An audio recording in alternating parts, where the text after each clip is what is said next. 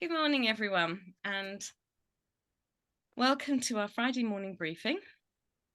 Great thanks to all of you for joining, of course, but a special welcome to Paul, who's rejoining us, and with great gratitude. I should just check Jackie's on before we go too far. Will be, yes, absolutely.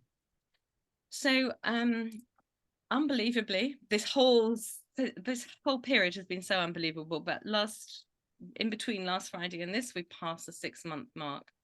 And I didn't think there was anyone better to talk to us at this time than Paul, who wowed us last time. Not that I'm making you come to the same standard. I'm going to stop talking in a minute, even though I've got everything written down. I'm just not very awake this morning. So we will do the normal pattern. Paul's happy to take questions afterwards, put them in the chat so I can pose them. And gosh, it's certainly maybe not as intense as it was back in October and November, but it's still a difficult task that we're asking you, and so thankful. Just to remind everyone, Paul's a former speechwriter to the Ambassador of Israel to the UK at the Embassy in London, and our thanks to Jacqueline, who recommended. I should therefore mention that Jacqueline's his mum, and was actually, she was in the building last night, and we see each other very often, which is lovely. So, Paul, what would you like to share with us this morning? Hi, Judy. Hi, everyone. So as you said, it's 6 months. We just passed the 6 month mark, and it seems rather incredible. And a lot of things have changed, and many things are still the same. So a lot of things have changed in the sense that it's, we're beyond that that sort of initial shock, I guess, of course, and the country is, I wouldn't say it's back to normal. In fact, I think it's still quite a long way from normal. I mean, pre-October 7th normal, but individuals are, going about their lives, and kids are going to school, and people are working, and weddings and bar mitzvahs and birthday parties are going on, and taking my son to a birthday party this afternoon. We celebrated Purim recently, but with everything, there's this little sense that it's not, it's not as it was. I don't know if anyone was in Israel over Purim or knows people that were, but one little thing that is worth mentioning is that the Hamantashen. So in Israel, we tend to call Hamantashen by the Hebrew name rather than the Yiddish name. So it's Oznei Haman, the same meaning, Haman's ears. And in a few bakeries, they were selling not Oznei Haman, but Oznei Sinwar. So a little update for the story. A couple of things that I wanted to raise with you. One is something that sort of come up in the last day or two, which is that you may be aware that there are some quite serious and considered serious threats from Iran at the moment, after the killing of a very senior member of the Iranian Revolutionary Guard Corps in Syria by Israel last week, and Iran are threatening retaliation in a way that both the Israelis and the Americans think is sincere. So where Israelis are sort of bracing themselves for something to happen in the next few days. We're not sure what, but if I had to guess, and I'm not a security expert, but I have some friends that are, if I had to guess or go on what I've understood, it's more likely to be a military target than a civilian target. Just because it's Iran, I don't think are interested in escalating massively, but we don't know. So this is just to add to the sort of general sense of tension in the country.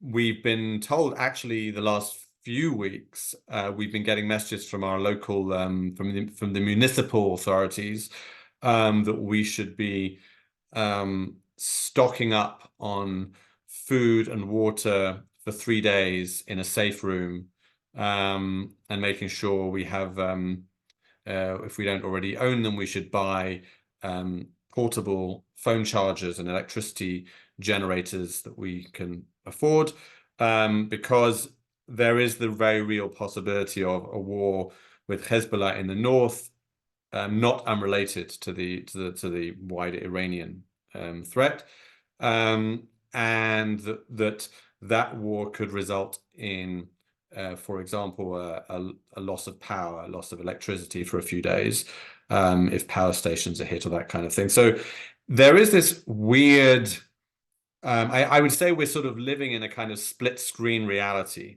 where on one side is our normal lives with our work and our family and our children and school and all the things that are going, just generally dealing with everyday life. And then on the other side is this this threat sort of hanging over us, which we don't quite know if it'll happen or when it'll happen or what form it will take, but it's there and it's very real, and that's something that we're very aware of. I'm just behind the screen in front of me, I can see a pile of our family's passports, which my wife brought in here earlier, because we're going to keep them in the safe room here rather than where they were, because they're the sort of documentation that we would want to have with us in case of some sort of emergency. It's all very, it feels, on the one hand, it feels surreal and sort of over dramatic or apocalyptic. And on the other hand, after October 7th, we have to change I think our disbelief settings, so to speak, right? We need to start imagining the unimaginable a little more. That's probably the original sin of October 7th from the Israeli side, right? That we didn't do that. So that's something I thought I would raise. It's not the cheeriest, but I think it's in the interest of getting across a sense of what's going on here.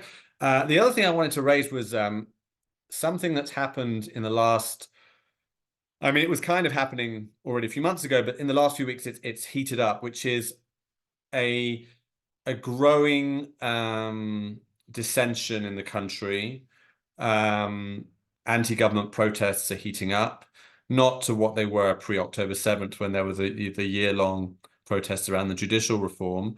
But there's I would say, kind of politics is back in a way, and there's a kind of I would say the split right now in the country is not so much it's not sort of left v right really, and it's not even so much around the polarizing figure of Benjamin Netanyahu. It's more sort of people on one side who are stressing the continued need for unity, and the idea that, it's a war, let's put our differences aside until the end of the war.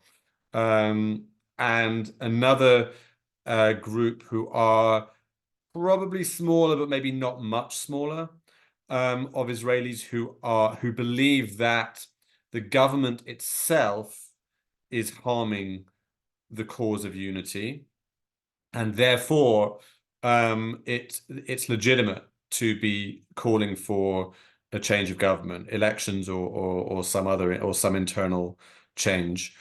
And so that's something that's heated up, and demonstrations have got bigger and more.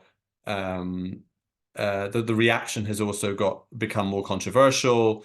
There's there's been calls from inside the coalition, from Benny Gantz, who some of you will know joined the coalition as a sort of unity figure, or a figure to bring more unity to the government, because he was originally outside the coalition and was very much opposed to the Netanyahu government, but came in with his party to establish a sort of more unity government. And Gantz himself called for elections in September time, which have of course been rejected by the Prime Minister. So this is something that's that I think is worth speaking about and knowing about. I saw a poll recently, yesterday or the day before, which showed that there's about 50% of the country who support early elections, and 40 odd percent that are against, and some 10% that aren't sure. And interestingly, about 70% of Israelis want to see the back of the Prime Minister, and they're divided between those who want him to leave as soon as possible and those who think he should step down after the war. So there's a lot of, as I said, politics is back. And that is, in a way, I think on some level it's disappointing, because obviously in this current situation you want as much unity as possible. On another level, it's somewhat inevitable, because the war, the events of October 7th, and then the ensuing war happened under the leadership of a very controversial and divisive government. So that's, in a way, that's not so surprising. So that's sort of where we are, and I think what a lot of the news shows in Israel, the news programs in Israel are talking about. And then, of course, there's the ongoing hostage situation, ongoing hostage talks, and that's actually playing into the protests. So until I think a week ago, maybe 2 weeks ago, there were two separate protests. One was focusing on the hostages and on pushing for a more vigorous effort to get the hostages released and prioritizing the release of the hostages. And they were, at the time, I believe the people involved in that were very keen to make it as non-political as possible, and to say, like, we don't care whether you support the government or don't support the government, or before October 7th supported the government or opposed it. This is about the hostages. And then there was a separate demonstration, which was about elections as soon as possible, and very much focused on blaming Netanyahu for the war in some way, and criticizing his conduct after the war. And what's happened actually in the last couple of weeks is that, to some extent, those protests have come together with a lot of, and much more than before, there are hostage families who are calling out the government and the Prime Minister for not doing enough, or for allegedly preventing the the hostage talks from going ahead as seriously as they should be, for all kinds of political reasons. And these are certainly, these are opinions that a lot of people hold. Other people disagree, of course. So it's becoming quite politically heated in Israel again. Again, not to the levels of October 7th. And I think there's definitely a very, I think probably still a majority of Israelis who want to keep things as unified as possible while the war is ongoing. But yeah, that's sort of where we are. I will also say that I was struck. I remember, I think I said when I spoke to you in November, that it's as an Oleh, as someone who follows the news here in Israel and also watches and reads the news in the UK, I'm often struck by how different the news is and how differently it's seen and interpreted and felt.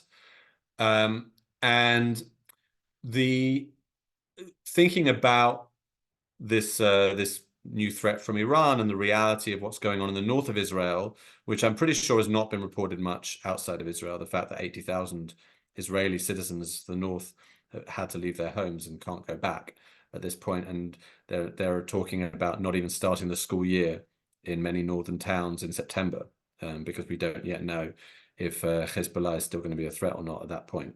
I think that's not covered, and this renewed sense of or heightened sense of tension following the Iranian threat of recent days brings home to me again how outside Israel, I think a lot of people see, and it's been reported, October 7th was, this terrible terrorist attack, unprecedented, on a scale that hadn't been seen before, etc. But nevertheless, an attack by a terrorist organization against a state with a powerful army, etc., etc., the most powerful army in the Middle East.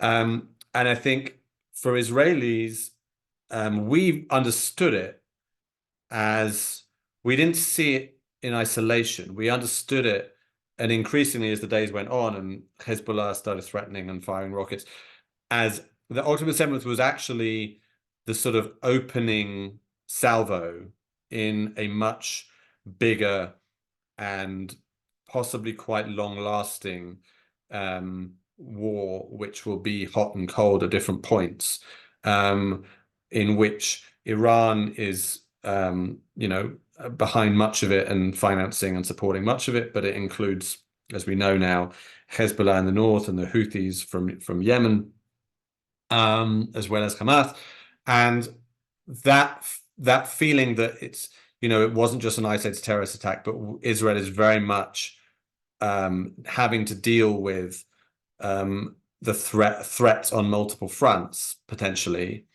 and that's a very, very different feeling for Israelis, for people who live here, than I think it maybe comes across outside of Israel, when everything is focused, for understandable reasons, on Gaza and on the south of Israel. Yeah, I'll stop there and take any questions that people have. Thank you so much, Paul. Again, there's always so much in what you say. So there's one in my mind. It'll come back in a minute. So let me just take one from the chat. Is the drafting of the Haredim into the IDF still going on? We had a lot of it at the beginning because it was lovely that the whole country was coming together, and even the Haredim were coming in to fight. Are they still being drafted? Are they still coming? Well, people may be aware that I didn't mention it, and perhaps I should have done. One of the hot political issues is the drafting of the Haredim, because last week effectively the law or the administrative measure which was granting an exemption to Haredim from the army expired, and the government did not renew it, because of a lot of pressure not to renew it. And this is causing a lot of, there's one of the demonstrations that I didn't mention is Haredi demonstrations against the draft. So it is true, and I think the question was probably referring to this, that in the aftermath of October 7th, we saw an uptick in Haredim drafting into the army, which was very welcome. It was never a huge number. It was an increase for sure, and speaks to, I think, a change in parts of Haredi society. But it's nothing like, it's still a very small minority of Haredim, and the Haredi leadership, especially the religious leadership, which in the Haredi society is the leadership that matters, have been very adamantly against drafting of Haredim. There's two separate questions going on here. One is whether Haredim who are studying full time in yeshivot should be drafted, where the Haredim are very much against, almost universally against, the leadership at least, and the rest of the country is in favor. And then there's a separate question, which is that there are known to be a a percentage of the Haredi public, we're talking about men here, of young men who are supposed to be studying because that's the deal, but aren't. They're not. They're not capable. It's just not their character, or not intellectually capable, or they're just not interested. So they're getting the exemption anyway, and they're, ostensibly going into yeshivot, but they're not really. And everyone, it's an open secret that they're not really doing it. There's even an Israeli TV show, a TV program that came out about these Haredim that are not. I think it's on Netflix. It might have English subtitles. It's called Shababnikim. It's very good. About these sort of dropouts, right? These Haredi dropouts. And there's a lot of, and even the Haredim themselves, a large number of them think that those people should be drafted. So that's a separate issue. But this whole question is hugely, hugely controversial.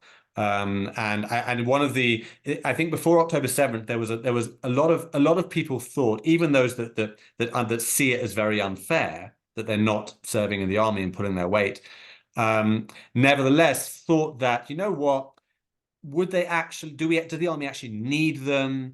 There was a lot of I think a lot's going to be written about this when the reports of the failures of October 7th are written, about this focus on a more streamlined army, more focusing on high tech and new technology and less on manpower.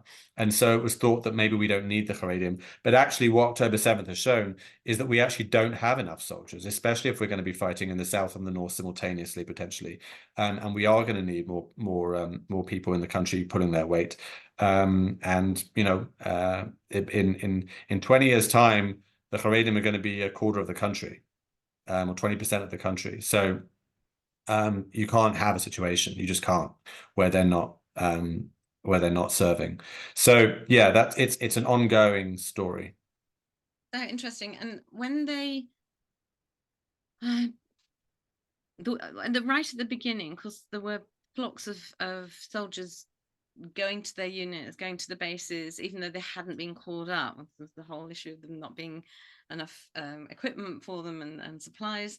I presume that's now kind of not died down, but now they're just coming when they're called and having rest when they can, which is probably not often. Yes, and also the nature of the operation in Gaza has changed. So there's less soldiers required at the moment, because effectively after the initial surge into Gaza, taking the north of the strip, what Israel is now doing is much more targeted operations with smaller units, with special forces, and that sort of thing, with and air power, and there's less.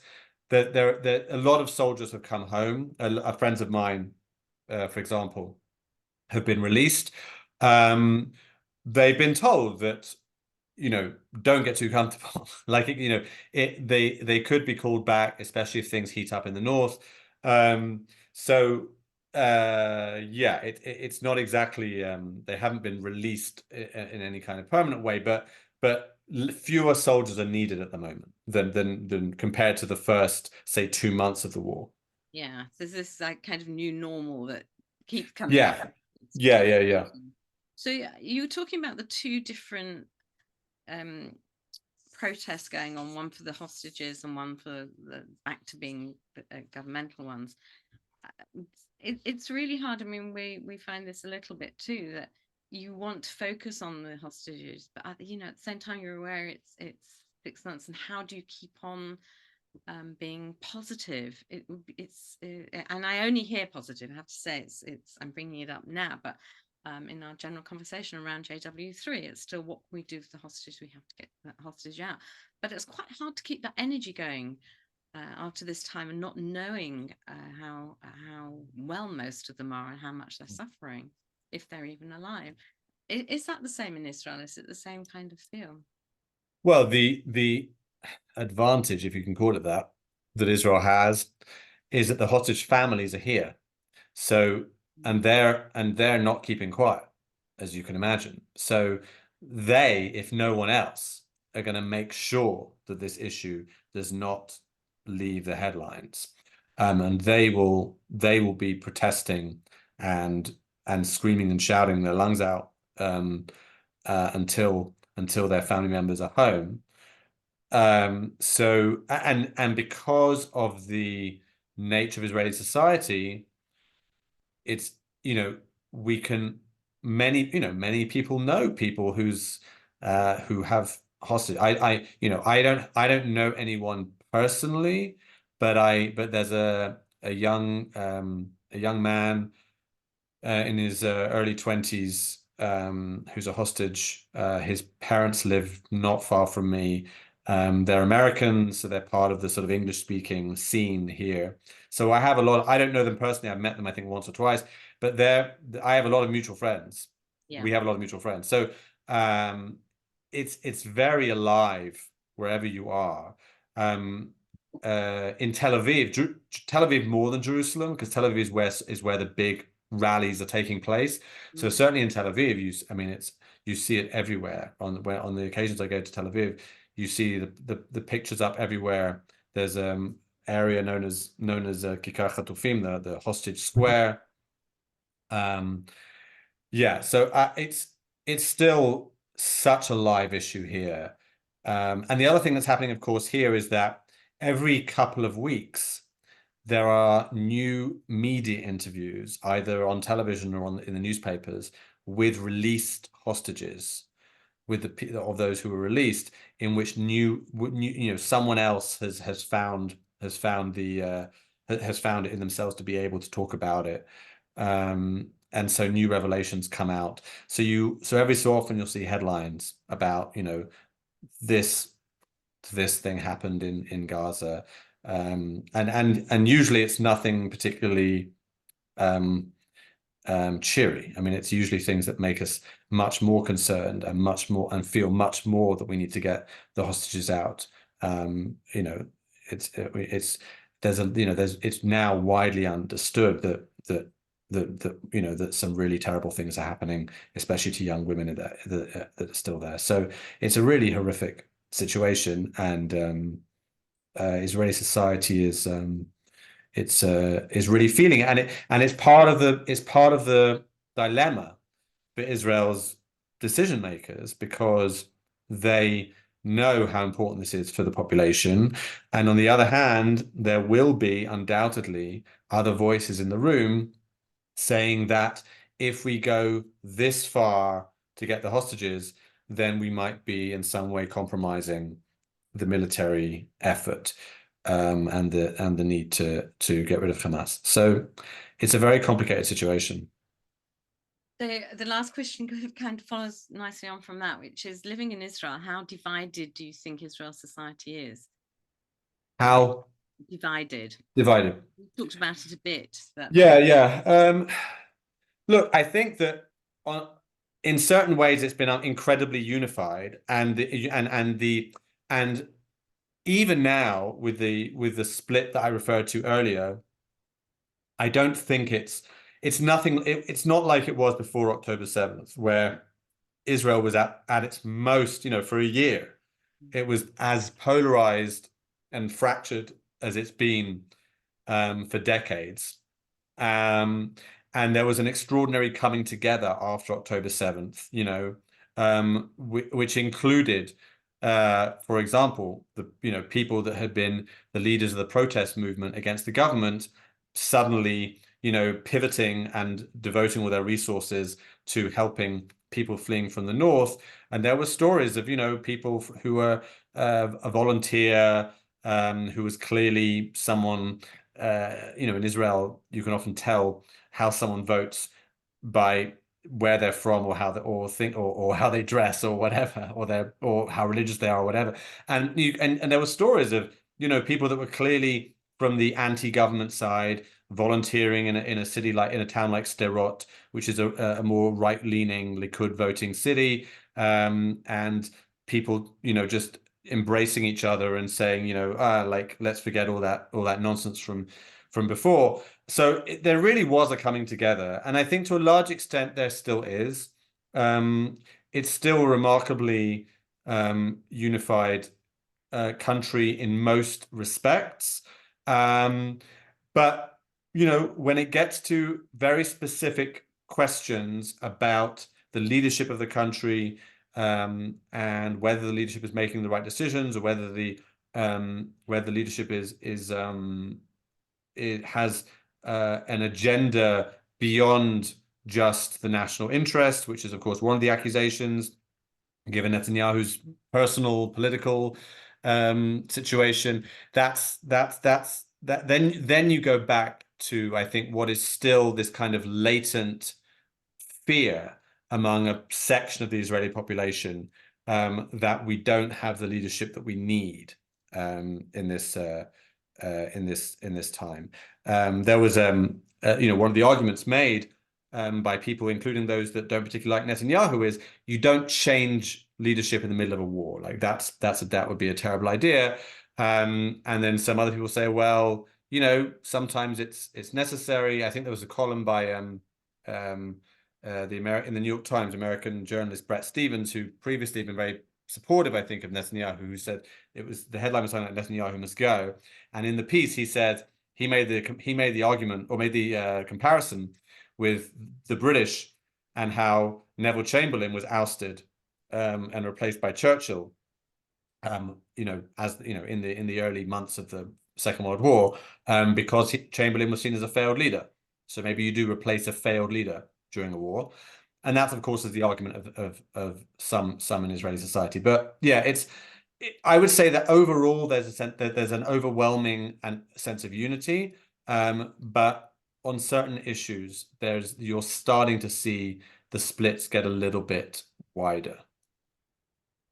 Well, all we can do is hope and pray, as always, that the situation improves rather than fails anymore. And that thank you so much, Paul. We so appreciate you. Such a filled short time. You put so much in it. Thank you. On the hostages, we at JW3, we've got the yellow piano arriving on Sunday. As some of you may not have heard of this, it's not hit the news quite as much as some of the previous installations. It's gone around the world, and it will be arriving with us for a week. So if you want to come and play or just come and see it, please do. And the locks are still on the bridge, and you're very welcome to come and add an extra one if you've already put one on our other project. And on Monday evening, I actually have 2 Israelis in the house. David Hazoni is coming with the book he's put together, called Jewish Priorities. And Isabella Trasovsky is coming to talk. She's amazing. She's like a new find for Jerusalem, where she's made a hit. Obviously, she wrote one of the essays in the book, and Ali Golber from Brighton. So one of the few UK contributors, although there are some countries that aren't represented at all. So we did have 3 or 4. And next week we'll have George Spiro will be here at the usual time. Paul, it's such a joy to see you. Please do let us know when you're going to be visiting family, and you can come and talk to us in person at JW. Pleasure.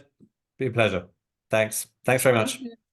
Bye. Shabbat shalom. Bye. Shabbat shalom. Have a safe weekend, everyone. Take care. Goodbye.